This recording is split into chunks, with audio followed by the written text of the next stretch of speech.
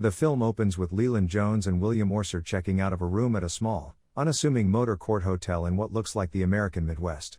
One of them has declared his intention to investigate the couple, who stand out as odd bedfellows due to their age gap. Leland is well into his 50s, while Orser is still in his 20s. Orser waits outside the motel office for Leland, who he questions about the delay. Leland claims that the issue he had with the maid has been resolved. Orser returns to the motel to obtain water after Leland asks him for some, and the lad reports that they are out. Everyone outside appears to be dead as he fills the pitcher again. A bloody handprint can be seen on the counter. The motel desk attendant is slumped down in his chair, seeming lifeless. When the housekeeper goes to leave after restocking supplies, she is found dead on the floor in a pool of blood. A young girl of about 5 years of age enters through a side door leading into the main hall and either recoils in horror or shoots the woman dead. The truth that these two are always on the road robbing convenience stores and motels in isolated regions becomes clear at this point. The focus then shifts to Tom, an Indiana resident, and cafe owner. Tom has a large and supportive network of friends and acquaintances throughout the city. Tom and Eddie have 2 children, Jack and Sarah, and Eddie is a lawyer. Jack is 16, and Sarah is only 10. Tom and Edie's love for one another runs deep, but they don't let it show around their kids. Everyone at the diner is familiar with one another and uses first names. We soon learn that Jack is a high school baseball player. The game is over when he snags a fly ball, and Bobby Singer is given an easy out. Bobby is constantly picking on him in the locker room and the field because he is jealous of Jack and wants revenge on Jack. Bobby pressures Jack into a brawl. Jack escapes Bobby's challenge by using comedy and smooth language. Bobby and his pal drive later that night, apparently bored and on the prowl for trouble. Jack and his girlfriend, Judy Danvers, are observed smoking a joint in a secluded area. They go to kick Jack's rear end but narrowly avoid hitting a pickup truck. Bobby sticks out his middle finger toward the people in the truck but recoils at their expressions. Leland and Sir give the 2 high schoolers a menacing glance, and Sir then launches on a tirade about how sick he is of being bullied. The action then shifts to the diner, where Tom is preparing to close up shop. Tom is waiting for the 2 dine-in customers we observed earlier to leave before he can close the restaurant. When Leland and Orser walk in, they immediately ask for coffee, but Tom has to break the news that the cafe is shutting in a few minutes and won't be able to accommodate their request. However, Leland becomes belligerent and demands coffee from Tom and the rest of his staff. Tom, a man of peace, avoids conflict by ordering his boys to bring coffee. Charlotte, the waitress, is told to leave by him. Orson stops her as she leaves, pulls her into a chair, and then brushes his palm over her breast. He forbids her to move in any way. Tom thinks they intend to rob him, so he hands over all the money so they can sign in. Leland claims ownership of the funds by brandishing a firearm. He orders Orser to murder Charlotte to show that they are serious. As is their custom, these 2 intend to eliminate everyone in the diner to leave no witnesses. Since Tom doesn't want anyone, including his employees, to get wounded, he has let them have their way. Leland takes advantage of Orser's attempt to force himself on the waitress by becoming temporarily sidetracked. After Leland drops his gun, Tom smashes the pot of coffee he's holding across his face, knocking him to the ground. Tom quickly reaches over the counter and grabs the gun that belonged to Leland. Orser tries his hand at Tom but misses. Tom fires back, striking Orser 3 times in the chest. Orser is knocked out and falls through the door window. Even after Leland returns and stabs Tom in the foot, Tom can return fire and end his life. Everyone in the diner is taken aback. Nobody expects such bravery from a regular guy like Tom. Tom denied an interview and went to the hospital when they approached him. While in the hospital, he caught glimpses of interviews with others and his employees on TV. His experience has been covered extensively in the media, including on the main page and evening news. When Tom is discharged from the hospital, his friends and neighbors are waiting for him outside to offer their congratulations. The news crews won't stop converging on his home. He treats everyone with politeness, but he doesn't want to interact with them. He claims that he is no hero and that any ordinary man would have acted in the same way. Tom's son Jack, who is understandably pleased that his dad has achieved local hero status, assures him that his father's foot injury is not serious and that he will recover shortly. Edie becomes concerned when she sees a black automobile parked in front of their house for what seems like an inordinate amount of time one night.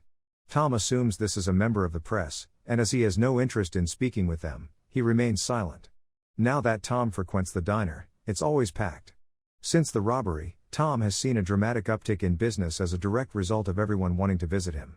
Edie joins Tom at the diner because the latter's crew has been overwhelmed by a large number of customers. It's clear that these three well-dressed men aren't from around here as they approach a packed cafe full of customers and well-wishers. Carl, the boss, orders coffee while he and his associates sit at a counter. Carl is dressed formally and is wearing dark sunglasses. He repeatedly introduces himself as Joey, even though Tom insists that he is mistaking him for someone else. After then, Carl removes his glasses to reveal a scarred face. He claims Tom should recognize him by now, but Tom insists he has never met him or any other Joey. This guy keeps saying that Tom is a native Philadelphian. It's abundantly evident that he thinks he knows Tom. Tom's wife, Edie, becomes irritated by their banter and demands that they either place an order or leave. When Edie threatens to call the police, the leader hands Tom $100 and declares that they are now paying customers. Away go the gents. Edie is wary of these guys and immediately contacts the police to check their identification. These guys were traveling down a rural road when they got pulled up by the police. Sam Carney is a seasoned law enforcement professional. It appears that none of the three men, and especially their commander, are scared off by his suggested threats. Carl simply explains that they are tourists and encourages the officer to continue doing a good job before rolling down the window and instructing his driver to continue. After Tom and Edie go home from the diner, Sam drops by to fill them in on what went down. Sam forewarns them that these three guys are major players in the East Coast's mob scene. There is a Richard Richie Cusack in Philadelphia who is the head of an Irish-American crime family to which these three men are connected. Still, he couldn't get any information or find a criminal record on Joey Cusack, the name they called Tom. The sheriff then asks Tom if he knows any of these individuals, to which Tom replies that he has never seen them and assumes they mistook him for someone else after seeing his picture in the paper. Tom and his loved ones have been stalked for quite some time now. Tom spots their car one day on its way to his neighborhood. He hobbles back to his house and, panting heavily, rushes inside to retrieve a shotgun, only to discover that no one is on their way to confront him. The following day, as Edie is doing local shopping, her daughter takes off after her. Carl, the head of the men, approaches Edie and starts a conversation, nonchalantly claiming that Edie's spouse is not who he says he is. When Edie comes to Tom's defense, Carl tells her to ask him about Richie Cusack, who he claims is Tom's brother, and how he became proficient at murder. On the same day that Bobby rechallenges Tom's son Jack and finds himself helpless in the face of the persistent teasing, Jack brutally attacks Bobby and his friend, sending Bobby to the hospital later that night. Jack confronts the youngster about his aggressive behavior at school when he gets home, but the boy responds by making jokes about his father's murderous profession. After some time, Tom loses his cool and slaps Jack, who promptly flees the house. Tom's house is invaded by Carla and his men, who demand that Tom join them. Tom claims that none of the guys got out of the car with anything in their hands, although Carl makes it abundantly apparent that he is aware of Tom's true identity and that he must thus return to Philadelphia to contact his loved ones. Tom reluctantly puts down his gun, and the men are freed. When the guys urge Tom to get in the car, Jack rushes inside to persuade them that he and his family would be better off without them. Tom feels the barrel of a rifle pointed in his direction. Edie saw Tom seize the man by the arm from a second-story window. To break it, strike the other man's nose upward with your palm and shoot him twice in the chest. Tom has proven himself to be an adept weapon user and fighter. Tom takes a bullet from Carl's gun to the shoulder and drops his weapon. Carl stands over Tom, who he has just shot, and demands to know if he has any final words. Tom snarls at Carl, "You should have killed me in Philadelphia," and adds that Carl deserves to die. Carl nods his head in agreement right before he shoots Tom. Jack acquires the shotgun and uses it to murder Carl. After picking up the shotgun from Jack, Tom stands up to hug his son. Tom is shown in the next scene recovering from his gunshot wound in a hospital bed. When Edie presses him for details about his history, she makes it abundantly obvious that she is after the truth. Tom explains that he was once a mob hitman named Joey Cusack when he was a teenager. However, after getting in trouble with Carl, he swore off the life of crime and has since reinvented himself. Tom Stahl alleges he killed for fun and profit in the past. After a stay in the hospital, Tom returns to a hostile reception. The townsfolk are now terrified of him. Later that night, the sheriff pays them another visit to interview them further about the gunfight between Carl's men and Tom's. Edie interrupts Tom just as he is ready to admit that he is Joey Cusack. Sam agrees and walks out the door. Edie rejects Tom after Sam has left, turning her back on him while slapping and cursing at him. It heats up quickly, and then they're locking lips the next thing we know. After that, they eat a sandwich loaded with hormones. Tom receives a call from Richie in the wee hours of the morning. Richie implies danger when he tells Tom he will either come to his house to visit him if he doesn't travel to Philadelphia to meet him. Tom gets in his car at the crack of dawn and drives nonstop to Philadelphia, where he spends the day and night before meeting a young, tough-looking guy in a bar.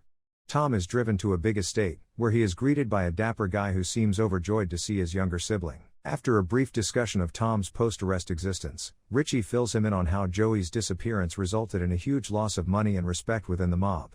Tom, who has decided he no longer wants to be involved in the mob, turns to Richie for guidance on how to put things right. Upon hearing Richie say that he might have to die, Tom is attacked by his men, who attempt to choke him to death. However, Tom can fend them off and then proceeds to beat the heck out of Richie's Ben with a baseball bat. Richie himself pulls a gun out of a drawer. He shoots at Tom 3 times before he finally escapes through the front door, convinced that Tom has fled the room. When they leave, Richie pursues them with his revolver pulled. Tom then locks Richie out of the house after killing the remaining bodyguard. He eliminates them because he doesn't want his peaceful family life to be disrupted by people from his past. There is now Tom in front of Richie. Tom shoots Richie in the head because he knows that if he lets his brother live, Richie will keep harassing Tom. The film ends when Tom gets home to find his family enjoying supper and is offered food by Jack and Sarah, a gesture of welcoming him back into their lives.